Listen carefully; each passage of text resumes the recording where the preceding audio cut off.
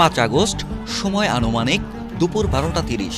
গণভবন থেকে বের হয়ে নিরাপত্তা বহন নিয়ে পালাচ্ছেন শেখ হাসিনা এমনটি মনে করে বিজয় সরণিতে অবস্থিত বিক্ষুব্ধ ছাত্র জনতা লাঠিসোঁটা নিয়ে আঘাত করছে গাড়িগুলোতে। জনৈক এক ব্যক্তির করা ভিডিওতে দেখা যাচ্ছে এমন ঘটনা।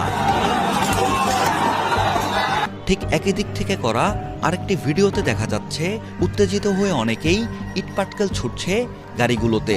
কেউ কেউ চিৎকার করে বলছে, "ওই পালায় পালায়।"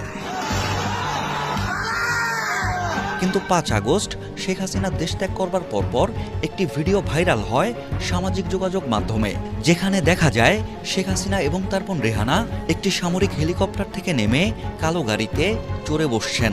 পাশেই রাখা কয়েকটি ট্রলি ব্যাগ। বিভিন্ন গণমাধ্যমের সূত্র অনুযায়ী এই স্থানটি তেজগাঁও পুরাতন